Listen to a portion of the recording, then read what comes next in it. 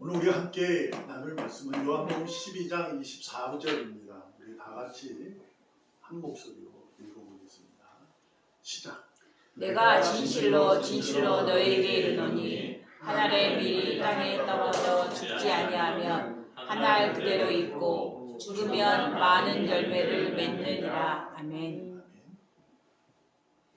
부활 그 후 우리가 어쩌면 지금 부활하신 주님을 믿고 의지하면서 그 삶을 살아가는 줄 믿습니다. 아멘. 그러니까 부활이라는 것은 기쁜 거예요. 너무나 고맙고 감사한 거예요. 그러면 그에 걸맞은 삶을 우리가 살아야 된다라는 거죠. 물론 성경에도 있습니다. 바울이 고난은 인내를, 인내는 연단을, 연단은 소망을 이룬다. 근데 이 말을 가만히 되짚어 생각해 보면 세상에서도 통하는 말이에요. 그렇잖아요. 모든 사람이 그렇다고 할 수는 없지만 사람들 살아갈 때는 고난이라는 게 있게 되죠. 세상에서도. 그 고난을 견뎌내는 사람, 버티고 이기는 사람은 어떻게 된다? 소망이 생겨요. 그렇잖아요. 고난을 이길 때 뭐가 필요해요? 인내. 버티는 인내의 힘이 필요하죠. 그 힘이 생기면 뭐가 되냐? 연단이 되잖아요. 단단해지는 거죠. 고난을 통해서 단단해지죠. 그래서 실패는 성공의 어머니다. 뭐 이런 말도 있는 거죠. 그래서 소망이 생겨요. 같은 의미로 이해할 수 있어요. 그러나 바울이 이 얘기하는 것은 우리와 세상 사람과 다른 부분이 있었어요. 소망이 좀 다르다 그 얘기죠. 세상에서 고난을 통해서 견뎌내고 단단해져서 소망을 이루게 되면 열심히 견뎌내면 내일이 밝구나. 이런 소망을 가지고 어려워도 힘들게 애쓰고 노력하면서 자신에게 주어진 일에 최선을 다해가면서 힘들어도 넘어지지 아니하고 가족을 생각하면서 아내를 생각하면서 남편을 생각하면서 부모님을 생각하면서 자녀를 생각하면서 견뎌내는 거죠. 그래서 가정의 평화, 가정의 유익을 살아요. 근데 바울이 로마서를 통해서 로마 교회를 통해 이 말씀을 하시는 것은 다름이 아니라 오늘 부활에 대한 얘기입니다. 이 소망은 우리는 부활이라는 거죠. 십자가에서 예수님이 죽으셨어요. 하나님께서 약속하신 부분이에요. 구원의 약속을 당신이 보여주기 위해서 난 약속을 지킨다라는 거 스스로 죄 사이로 이렇게 걸어가시면서 횃불 사이로 걸어가시면서 어떤 약속. 그래서 당신의 독생자 되시는 성자 예수님을 십자가라는 형틀의 죽음으로 내몰아 셨죠. 그리고 뜨거운 눈물을 흘리셨다는 것은 이제 영화적인 얘기긴 하지만 여하튼 마음이 그랬을 것 같아요. 죄를 죽으심으로써 무엇이 됐냐면 그분이 죽음으로 그를 믿는 자는 죄가 씻어지죠. 그렇죠? 죄가 씻어지죠. 거기서 죄가 씻김에 대해서는 끝난 걸로 되어 있는데 그게 아니라 소망이 되게 그분은 3일 만에 살아나신 거죠. 아멘. 그 소망이 뭐냐? 여러분들 저에게는 영생이라는 거예요. 아멘. 그러니까 세상에서 견디고 힘이 생기고 단단해져서 얻을 수 있는 것은 가정의 기쁨, 가정의 유익들, 나의 유익과 힘, 이런 것이 있지만 기독교 역사 속에 바울이 얘기한 부분은 그 부분도 포함이 되는 겁니다. 우리가 그러면 되는 거예요. 그러나 진정한 소망, 우리는 부활이라는 것을 두고 소망을 두고 살아간다. 그러니까 부활의 첫 열매가 예수님이에요. 그 첫 열매라는 의미를 잘 되새겨야 돼요. 그럼 첫이 있으면 개념이 첫이라는 1이라는 개념이 있으면 분명히 2가 있다는 거죠. 두 번째, 세 번째가 있다는 거예요. 그러니까 그것이 우리에게 소망이 되는 거죠. 부활이라는 것은 여러분도 알다시피 누구에게나 주어진 선물이에요. 여러분에게만 주어진 것이 아니라 누구에게나 주어진 선물인 거죠. 누구에게나 선물로 다 주어진 거예요. 근데 그것을 받아들인다. 선물로 받아들여서 기쁘다. 라고 하는 것은 특별한 거죠. 그죠? 그것은 하나님이 선택한 자들에게만 있어집니다. 그래서 십자가의 십자가의 죽음이 미련한 자들에게는 멸망이지만 믿는 자에게는 능력이 됩니다. 하나님. 그래서 그렇게 고린도 교회를 통해서 바울이 증언했죠. 그래서 누구에게나 주어진 선물이었지만 그 선물을 받아 기쁨이 되고 기쁨이 되는 사람에게는 그것이 진정한 선물이 되어서 그들은 무엇을 갖고 산다? 소망을 갖고 산다. 그래서 고난 가운데서도 견뎌낸다. 견딤으로써 생기는 힘이 생겨서 연단되어져 뭐같이 된다? 정금같이 된다. 그래서 온전한 소망을, 그러니까 우리는 아직 불완전한 자들이거든요. 그분이 오셔서 심판할 때 온전해지는 거죠.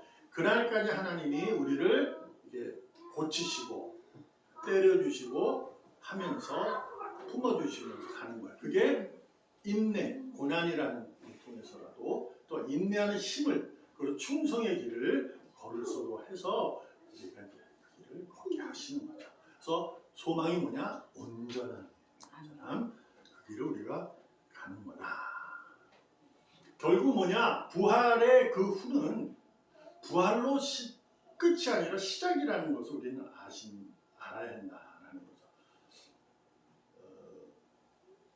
엄마가 애를 임신을 하면 이 아기가 태어나면 이 태어날 때가 시작이 있지만 그 끝이 아니잖아요. 그죠? 임신하고서 나면은 끝난 줄 알았는데 시작이 되는 거죠. 그래서 아기가 또 자라면 우리 애기가 좀 이렇게 했으면 좋겠다.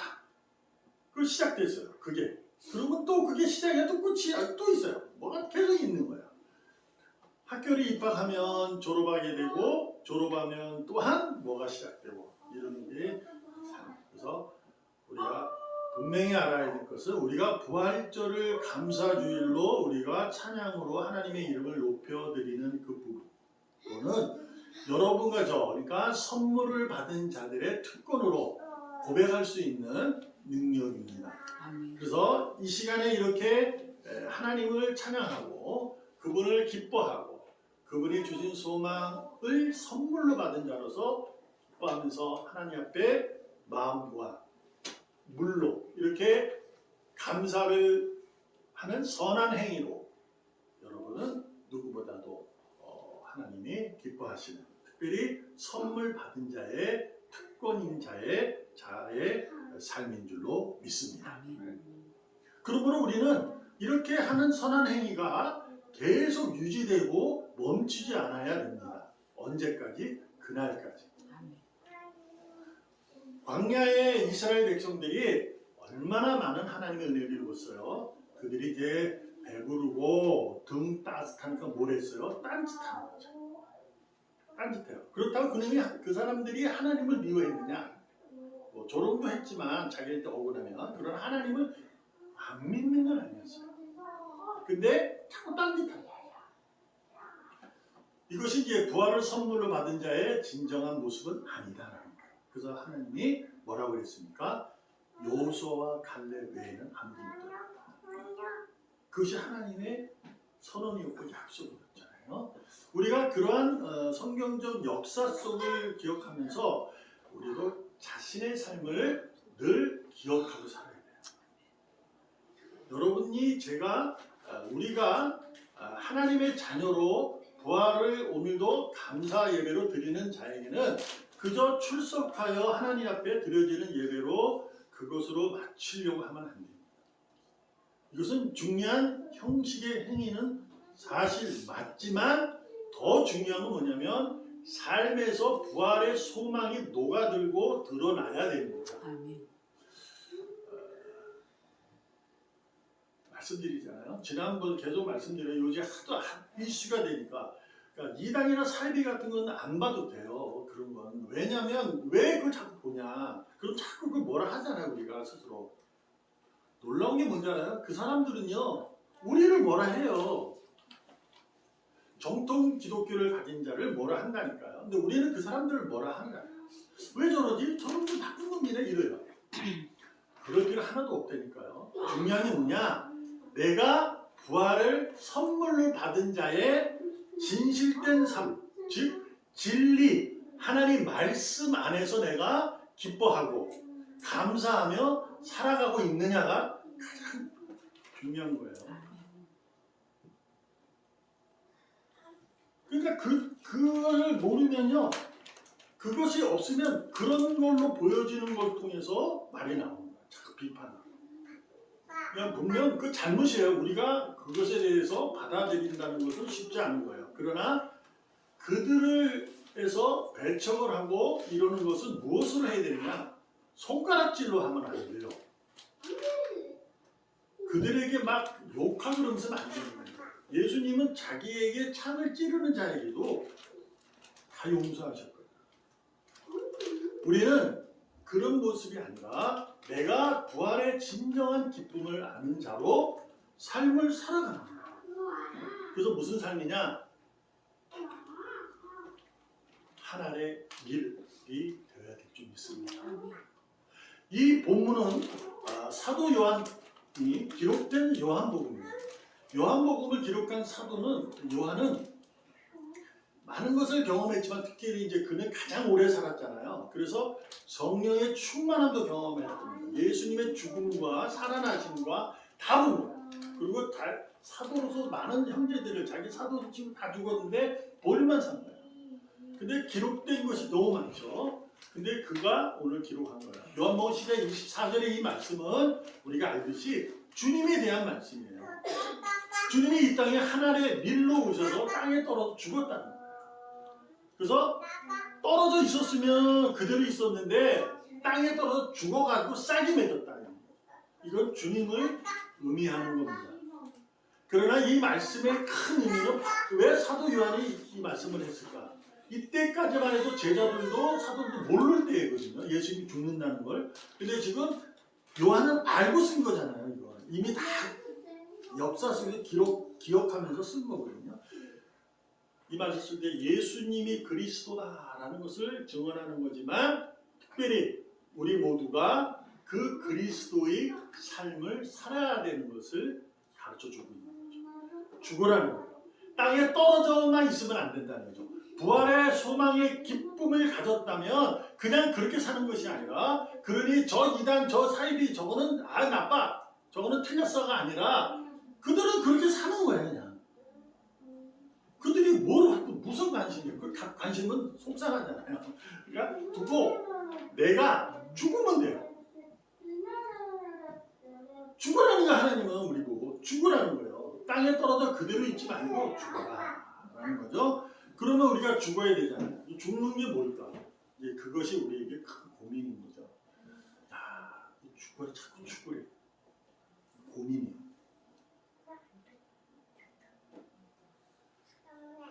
요한복음 14장 12절 다 같이 한번 읽어보겠습니다. 시작. 내가 진실로 진실로 너희에게 이르노니 나를 믿는 자는 내가 하는 일을 그도 할 것이요 또한 그보다 큰 일을 하리니 이는 내가 아버지에게로 가노라. 아멘. 아버지에게 간다는 것의 주님이 이건 뭘까요? 그 승천을 얘기하는 거죠. 은혜의 보좌에 가장 그냥 앉고 그리스도 중보자로 계시다. 근데 주님이 뭐냐? 나를 믿는 자는 내가 하는 일을 할 거다. 그렇죠. 그러니까 우리가 주님이 이 땅에서 오셔서 하셨던 일을 우리가 한다는 거예요. 그것이 부활의 그 후 기쁨을 가진 자의 삶. 근데 더 놀라운 건 그보다 더 큰 일을 한다. 예수님이 하시던 일보다 더 큰 일을 우리가 해야 됩니다. 그죠? 예수님은 죽었는데 그보다 더 큰 일이 뭐가 있을까? 없어요. 근데 왜 이런 말씀을 하셨을까를 생각을 해보는 거예요. 여러분도 저도 생각을 해보시면 그냥 문자대로 막 그냥 받아들이고 이러시면 안 돼요. 성경은 자기가 계속 성경 말씀을 고씹어보고 자신의 삶에 적용해보고 살아야 돼요. 더 큰 일을 할 수 있다. 이것이 뭘까? 야고보 4장 8절 다 같이 있습니다. 시작. 하나님을 가까이 하라. 그리하면 너희를 가까이 하시리라. 죄인들아 손을 깨끗이 하라. 두 마음을 품은 자들아 마음을 성결하게 하라. 아멘. 죄인들아 손을 깨끗이 하라. 두 마음 품은 자들아 마음을 성결케 하라. 자, 죄인들아 누구를 얘기해요? 유대인들을 얘기하는 걸까? 누구를 얘기? 아니야. 율법을 얘기하는 거야. 율법들 중시하는 사람들 얘기하고 있는 거예요. 근데 손을 깨끗이 하라. 이것을 이제 얘기하는 거예요. 그러니까 손을 깨끗이 씻는 것이 그들은 정결해라고 생각했던 거죠. 유대의 전통의 율법에. 그것을 깨끗이 하라. 그 뭐냐면 그것이 방법이 하나님을 가까이 한다라는 거죠. 더 큰 일을 할 수 있다는 것은 우리가 무슨 일을 하는 거냐? 하나님과 가까이 가는 삶을 사는 거예요. 늘. 부활의 소망을 가진 자는 늘 주님과 함께 동행하는 일을 해야 돼요. 주님과 함께하는 것이 기쁨이 되고 주님과 함께하고 주님을 기억하고 주님을 잊지 않고 살아가는 것이 기쁨이 되는 삶이 스스로에게 적용되고 돼야 되는 거예요. 이게 없으면 아무 소용없어요. 두 마음. 그래서 오늘 텐데 두 마음이에요. 두 마음은 왜 그랬을까? 하나님을 찬양하는데 딴 마음, 세상의 마음을 두고 있으면 안 된다는 거예요. 그 마음을 부서뜨리고 하나의 마음이 될 수 있는 부분은 뭘까요? 하나님을 가까이 하는 것. 그것이 뭐냐? 성령 충만입니다. 성령 충만만이 하나의 마음을 가질 수 있어요. 성령님이 내 안에 마음에 자리를 하면 다른 마음이 생길 수가 없는 거예요. 그래서 자꾸 성령 충만하라 이렇게 얘기를 할 수 있는 부분이 여기서 생겨날 수 있는데 이게 신학적 요소는 맞지 않아요, 솔직히. 그렇지만 성령 충만하라는 이 얘기는 뭐냐면 우리가 성령 충만을 가졌는데도 불구하고 바울이 얘기한 것처럼 너희는 거룩한 몸이야. 왜? 성령님이 너에게 함께 하니까. 근데 왜 자꾸 딴 생각을 하냐? 왜 딴 마음을 갖냐? 왜 딴 짓 하냐? 이렇게 얘기하는 거거든요. 그래서 성령 충만해요. 성령 충만만이 하나의 마음을 가질 수 있다. 하나님을 가까이 해야 될 줄 믿습니다. 그것이 더 큰 일이에요. 그것이 그 일이에요. 예수님은 끝까지 자기의 삶을 살아본 적이 한 번도 없어요. 하나님의 작정하신 하나님이 계획하시고 아버지께서 정하시는 대로 그는 순종하면 합니다. 거기에는 또 역사되는 고난의 역사가 와도 그걸 받아들이면서 하는 거죠. 그래서 자기의 인생을 살아본 적이 없어요. 인간으로 살아도. 오로지 아버지의 뜻대로. 우리도 그 마음으로 살으십니다. 그래서 하늘의 밀이라는 의미는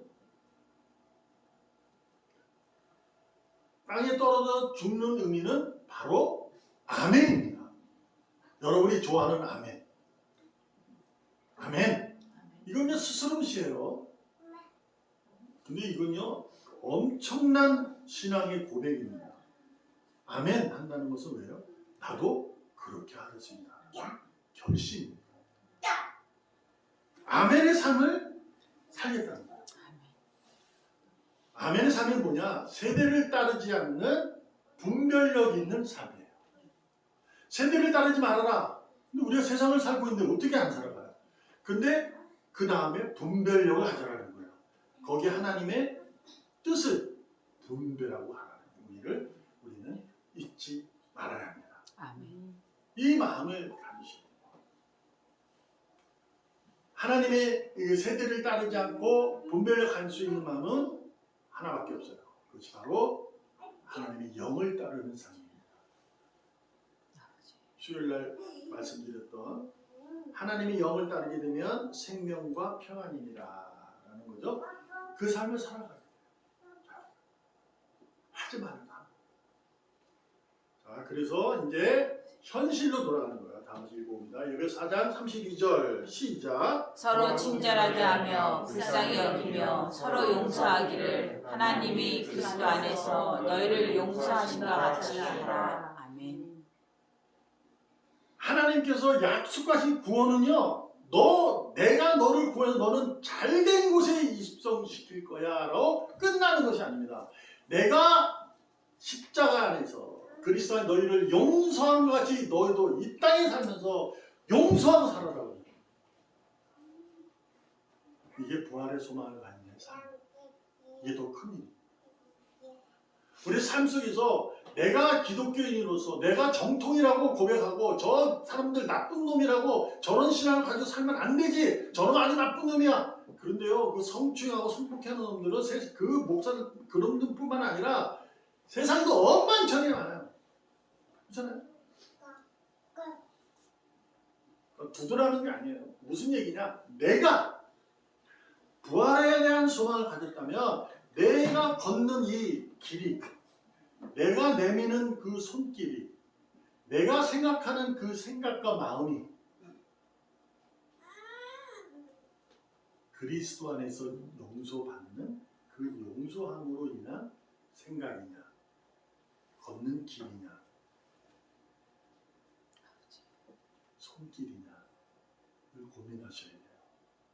은혜 받으면요, 별의별 일이 다 생깁니다. 은혜를 받아본 분은 알아요. 주체를 못할 때도 있습니다. 이게 세상의 일이 막 오는데요. 이게 이상하게 다가와요. 전에 살던 것, 이전의 낙을 버린다. 이제는 제 이전의 낙을 기쁘지 않다. 이게 이상한 게 막 기뻐져. 주체 못하는. 그럴 때 고민하는 거야, 인간. 이게. 그때 고민을 안 하니까 모를 진리안이 없으니까 막 이상한 데로 가가 거기 가서 그것이 신앙이고 그것이 믿음인지 하고 쫓아다니면서 지금도요. 오늘 제가 권사님을 모시고 오는데 만민중앙성결교회 버스 있잖아요. 한 대도 없습니다 지금. 다 도망가는 거예요. 이게 이재룡도 나왔잖아요. 그게. 그러니까 더 도망가 있는 거예요. 근데 왜 도망가요? 자기들은 이재룡을 아직까지 믿는 거예요. 그 교회를, 만민중앙교회. 그러던 사람들은 진리 안에 못 있어서 그러니까 이게 뭔지를 모르는 거예요. 근데 그 사람들 비교하면 뭐가 있어요? 내가.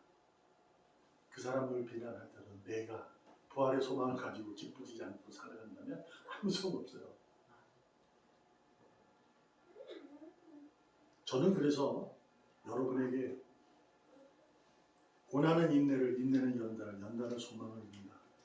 이 말씀을 여러분이 해석해서 들으면서 세상 속에서 가지는 그 마음 그리고 하나님의 마음을 덮으시기를 바랍니다. 세상의 일에는 하나님 주신 축복입니다. 그 일로 해서 여러분이 축복받는 삶을 살아야 합니다. 그런데 그 축복이 하나님의 축복임을 고민하고 살피시고 살아야 돼요. 그러면 이것이 진짜 내가 지금 이 은혜가 주체가 돼서 이런 일들이 뭐지? 라는 의문이 들면 기도하셔야 돼요. 근데 기도만 해서는 안 돼요. 뭐가 있어야 돼요? 말씀. 말씀을 붙들고 그 말씀을 계속 내 안에서 그 기도하셔야 돼요. 그러면 그것이 삶이 됩니다. 정말로 기쁨이 돼요. 이게 옳은지 그른지 아무도 판단하지 못해요. 모릅니다. 오로지 성경대로. 우리가 오늘 고백했잖아요. 그게 이제 바울이 고백한 내용. 성경대로 죽고 산다.